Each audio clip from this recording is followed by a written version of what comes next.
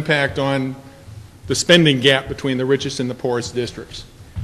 In 1995, the lowest spending district spent $2,932 per kid in operating expenditures per pupil.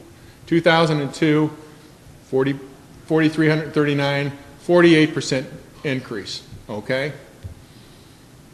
At the lowest level. Next.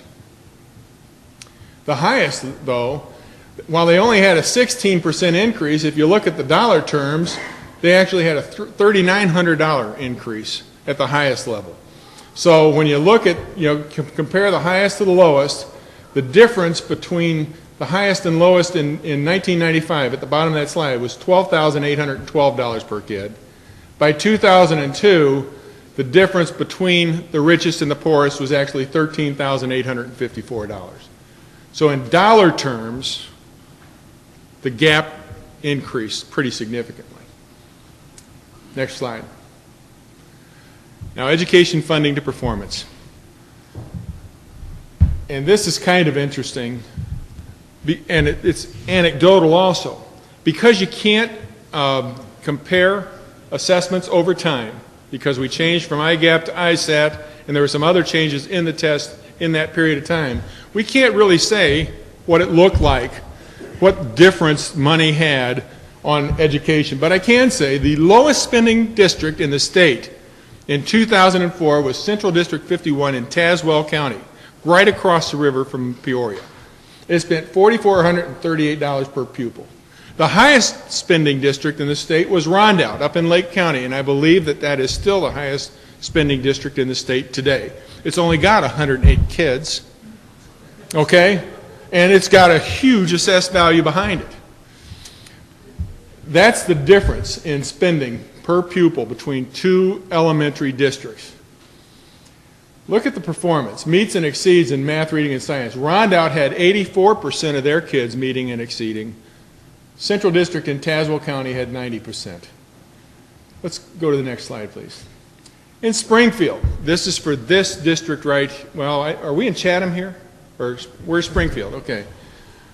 And I'm not going to be critical. This is the way it is pretty much with every school district around the state. $131 million in revenues in 2002 to 2005. Now, I've carried this forward for this purposes of the visit tonight. It's gone up $24 million in 3 fiscal years. Springfield has. Springfield's spending has actually gone up less. So while they ran a deficit at the end of 2002, their deficit isn't as bad as it was before. But you can still see, even on the spending side, a $19 million increase, revenue side $24 million increase. Let's see, did that have any noticeable impact on results? This is Black Hawk Elementary, and I'm not sure where that is. It's a K-8. Okay. And the first bar is the school itself. The green bar is the district, and the red bar is the state. And as you look on that top slide, you can see the state had 60% meets and exceed in 2002, 61% in 2003, 62 and 65, and so on. The school went from 57 to 65 to 60 to 61, and the district went from 52 to 52 to 55 to 56. That's an elementary school. It's improvement, no doubt, but it's not market.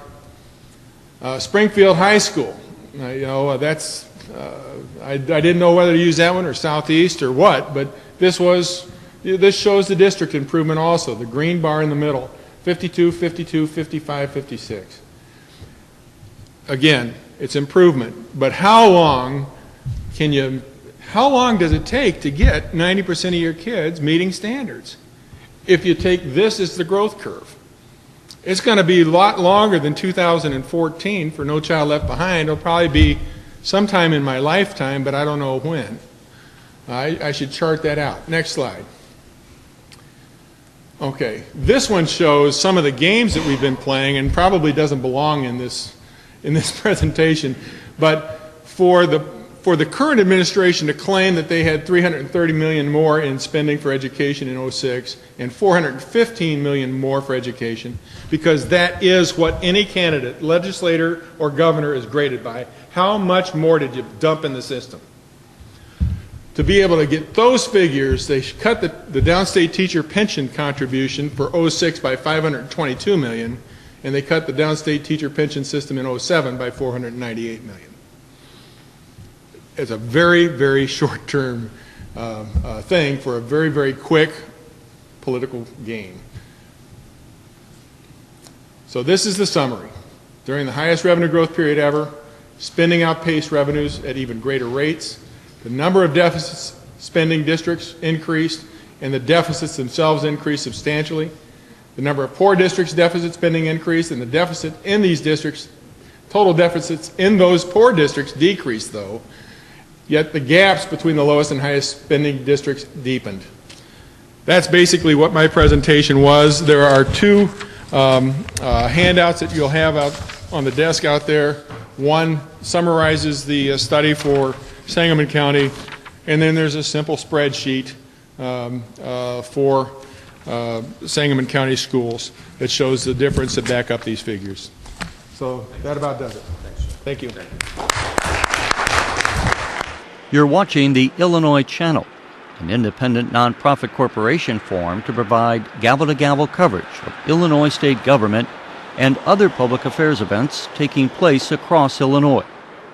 If you have any comments or questions on our programming, please email us at illinoischannel@aol.com.